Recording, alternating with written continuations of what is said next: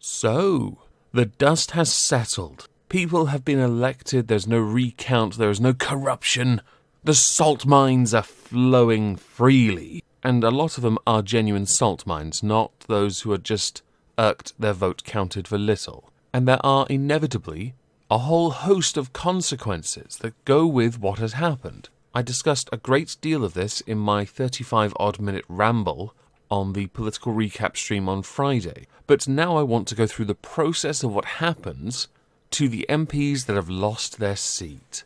Because this one's good. With the loss of Jo Swinson, leader of the Liberal Democrats, former, collecting her P45, Dominic Grieve, the former Attorney General, and Nigel Dodds of the DUP, former leader of, I think, in that party in Parliament? Or was he the deputy? I think he was the deputy. But he was the person who represented them in Parliament. No extra money for you guys.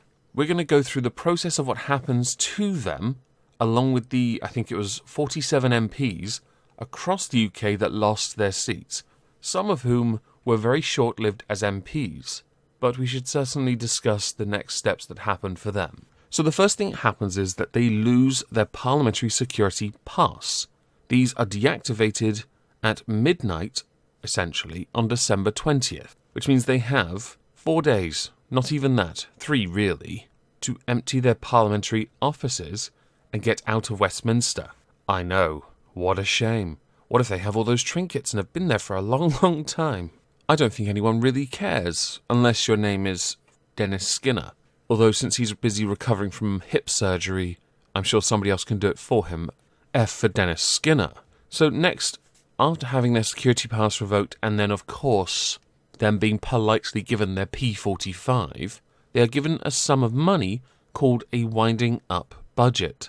Now, this helps former MPs pay for expenses once their salaries have stopped, and this will cover expenses and costs until February 2020. Now, if they've been an MP for 2 years or more, they are also entitled to a loss of office payment, which is twice the amount of money they get when they're made redundant, which also entirely depends on the age and the length of service. The age of the MP, to be specific. All their staff are made redundant. That's it really for them. Sorry guys.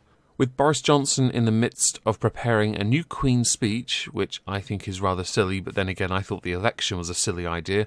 Not so silly now that we have a majority to work on Brexit and a majority to hold to account for a number of policies many fear could happen. Selling off the NHS is one of the biggest worries of the working class, as a large swath of them voted from the Labour strongholds and took away Labour strongholds. He would be wise, Boris that is, to not sell off the NHS. These MPs, former MPs, don't have long to get their stuff out, so the new people can come in and take their seats and really bask in the glory that is Westminster. As Labour is going through a quiet period of reflection, and by that I mean massive infighting, blaming, pointing, waggling fingers, and then deciding who's going to run for leader of the party, Boris can put on a show of unity for when Parliament finally reopens. I don't believe it will be opening until after Christmas. Properly, that is. It would be wise to wait that long to let Labour get it out of their systems. The salt I've seen from Labour MPs and former MPs is astonishing. What I really like the most, and I should say this quite clearly, is that many people, and I don't care for this behaviour, go out of their way to just blame. Blame cause. It was arrogance that got you as far as you got. But when it failed you, you blamed anyone else but yourself. When the leader of your party was silent on issues that needed a position, and I don't mean I'll stay neutral, because that is quintessentially not a position. It showed that you weren't a leader, you were waiting for someone smarter to tell you what to do. The only thing you seemed comfortable to say you would do anything about was throw money. You put out a statement on Facebook or Twitter, I can't remember which, where you indicated you won the battle on equality and diversity, inclusion and blah blah blah, but you lost the actual war, and in doing so you lost significant ground, the kind of ground you haven't lost as a party since 1935. Boris has 5 years of a free run. The EU are scared. They don't think a deal can be done and they want an extension. On the negotiating, that is, of a trade deal. Michael Gove believes, no, it's going to get done within a year.